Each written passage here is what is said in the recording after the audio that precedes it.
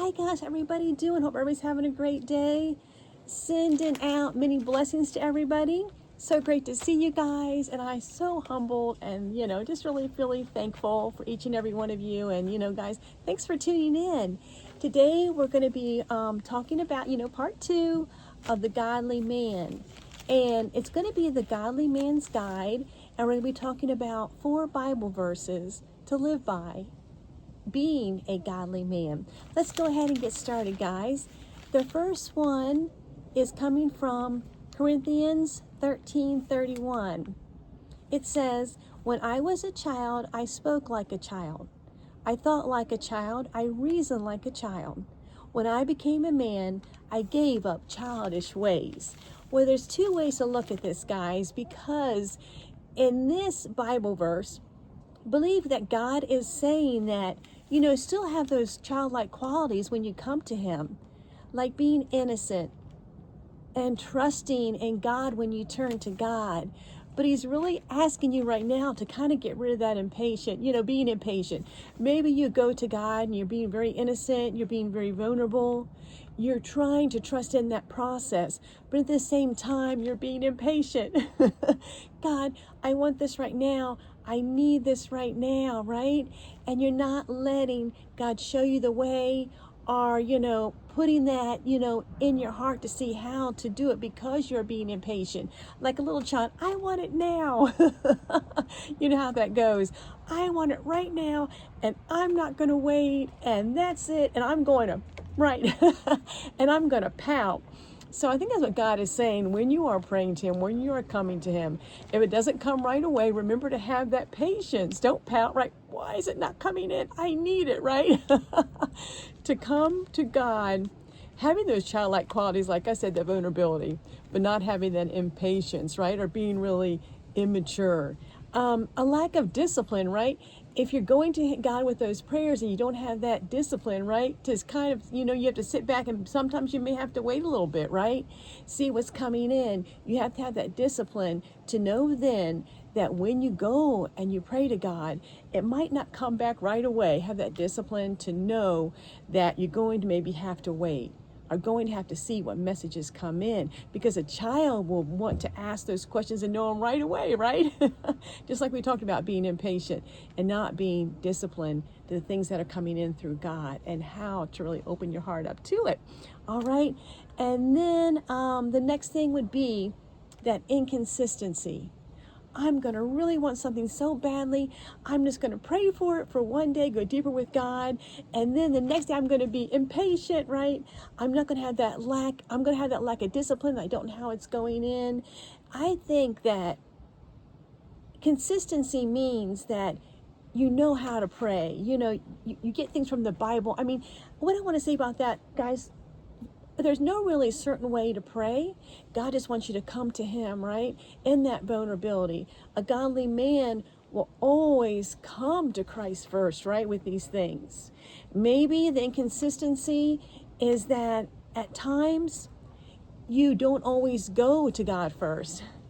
Maybe you're looking for it out in the worldly things, instead of really going to God and turning to God and seeing how this is part of your maturity right now, becoming that godly man, knowing how to go to God and to know to go to Him for everything. Because the world, like we've talked about, can only take you so far, right? God will be able to give you those answers, and you'll be able to go deep with Him. All right, so the second Bible verse that we have is, let's do this one. It's going to be also from Corinthians 2, and it's Corinthians 16, 13 and 14. And it says, "Be watchful, stand firm in faith, act like a man, be strong. Let all that you do be done in love." So I think it's asking us too, like we're saying, and in the other Bible verse, we're saying how we're balancing those childlike ways and those ways that we kind of want to do it on our own and see the difference, seeing how we come to God like a child, but we can't be impatient and things like that, right? I think this is also telling us to have that balance too, right? To be strong and to also be in that love. The strongness is the courageous to walk with God. because it's not always easy, right? Like we talked about yesterday, you may be in with those group of men, right?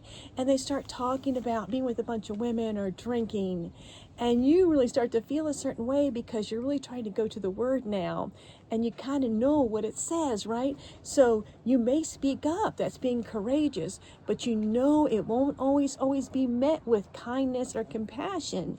But you do it anyway because you're acting like a man, strong in that conviction, and also showing your love while you're saying it. Because when you're saying that, you are also sticking up, I should say sticking up or being compassionate for women because you are saying that, right? And God wants you to do that, but it's not always easy, right? So you need to be balanced in that courageousness, also in that love. You can't just go up and say, well, this is how I feel, God wants you to have that be courageous, stand in that power, but make it come from a loving and compassionate place, right? So it's also talking about, too, to stand firm in faith, be spiritual, awake to these things, right? Hold on to the truth and you're not wavering, right? When they come to you and they say, we went out drinking, we had a good time, there are a bunch of women there, we just kind of had our way, right? That you are not wavering, right? That that is inappropriate. So you would say something because you're not wavering in your beliefs. You don't let that go, right? So seeing that way, knowing where the truth is, always going to the Bible, right? Holding on to that faith as your fortress, as that thing that covers you and protects you in all things. It takes much responsibility, guys, right? And it's strong through God. Where do you get your strength from?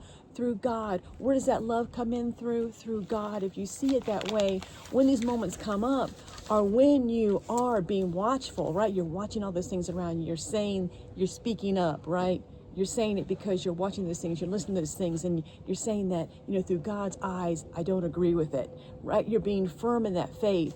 You're realizing the truth in it, and that your words have that meaning, right? That manly, strong meaning, but it comes from a place of love, all right? All right, the next one is going to be Galatians 1:10, and it says, For I am now seeking the approval of man, or of God. For I am trying to please man. For if I was still trying to please man, I would not be a servant of Christ. Okay, guys, I think this is another one, too, to really think about coming into being these godly men, right? Are you seeking human approval, right? Are you pleasing God and seeking him out right now?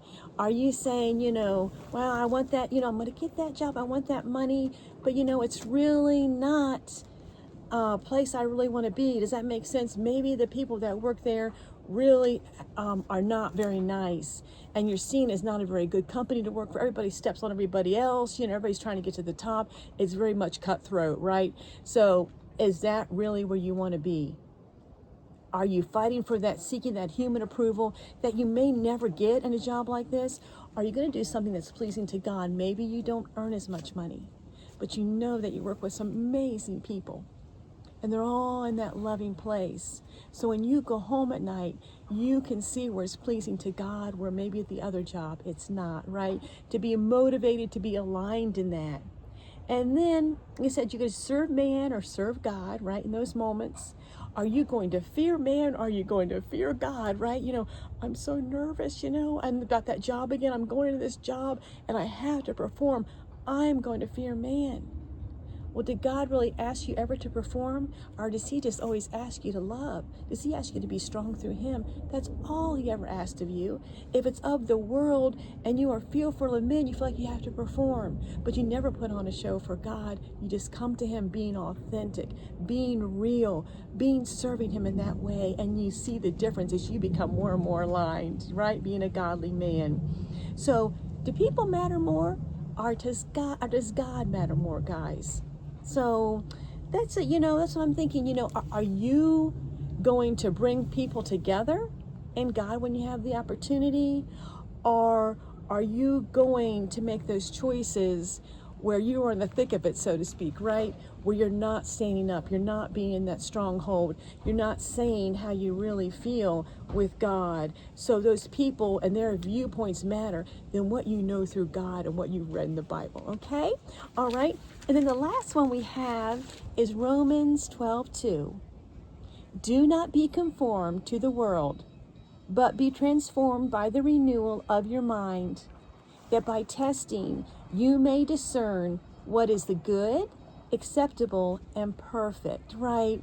Talking about it says to be conformed to having this commitment, values and behaviors that are in alignment with God. These kind of all go together, don't they? You know, you're changing on the inside. You're getting that discernment because you're seeing God's truth. You are having that renewal of your mind by thinking of it a different way, right? Your mind controls your thoughts, your actions, what you say, right? If you're thinking about through the mind and how it's such a miraculous thing and how it works through us. Think of God working through us too, through your mind, through the things that you're saying, through all those things that you're thinking. Realize that your thinking is going to tell you what's acceptable and what's not, and don't be conformed to the way the world views it, but how God is viewing it. It's a control center. Act like it's what you know what I mean. God act like, well, of course God is your control center, along with the things that you're reading that are bringing into your brain.